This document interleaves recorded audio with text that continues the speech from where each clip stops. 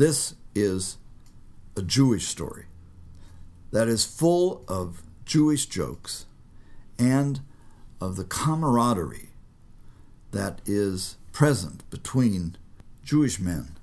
It is full of good humor, joy in camaraderie.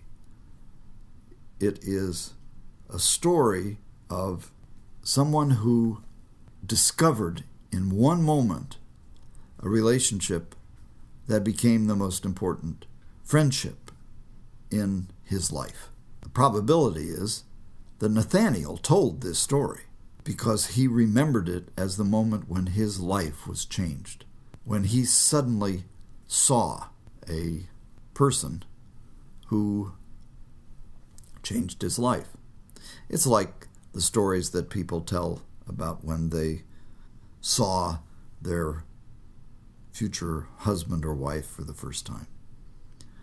It has that spirit of joy and of the memory of a moment when their life changed. Now, this story reflects the rivalry between the various towns of Galilee.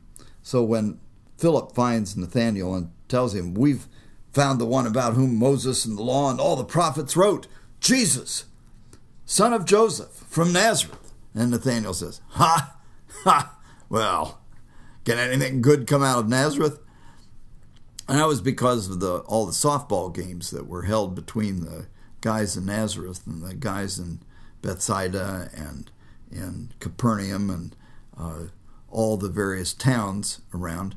That is, the kind of small town competitions that existed between the guys from these various towns.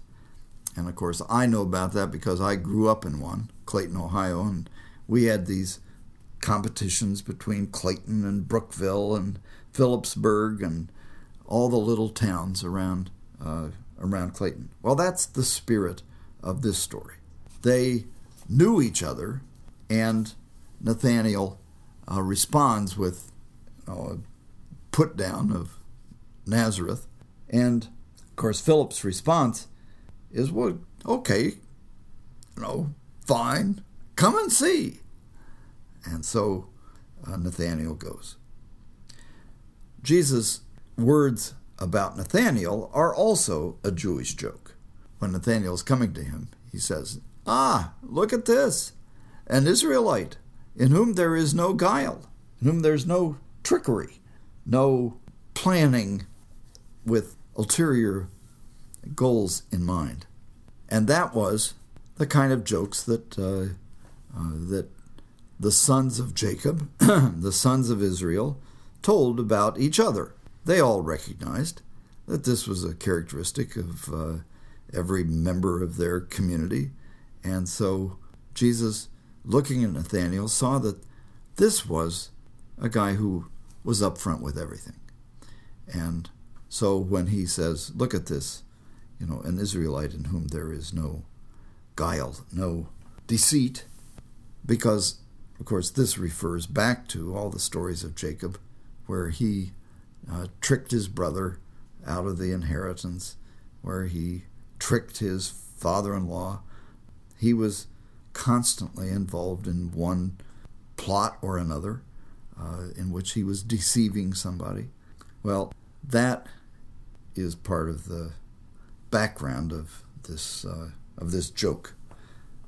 Nathanael responds, of course, by saying, "Well, how did you know me?" And Jesus' response is, "Well, when I saw you under the fig tree talking to Philip before you came over." Now, what is clearly implied by that is that it was someplace, considerably in the distance, and the only way that was possible for him to have seen Nathanael and to be able to name what had already happened, which, of course, the listeners can confirm because they had heard the story about what happened when they were standing under the fig tree. The only way that was possible is if he had supernatural perception. He was a kind of Superman who could see things that were outside of the range of his sight. That was only possible if he was, in some sense, God. he was a holy man. And Nathanael responds that way. You're the Son of God. You're the King of Israel. So his confession is one of total enthusiasm, and so his cynicism is transformed into total enthusiasm. And it is, among other things, hilarious. And Jesus laughs when he sees this transformation of Nathanael and says to him, yes, well, have you believed because I told you I saw you standing under the fig tree? Well, you will see greater things than these. You will see the angels of God ascending and descending on the Son of Man.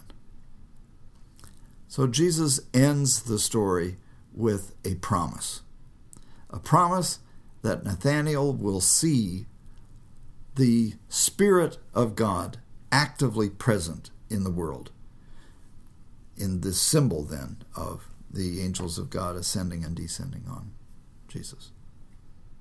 It's a wonderful story, and it needs to be told with vim and vigor and the joy of friendship.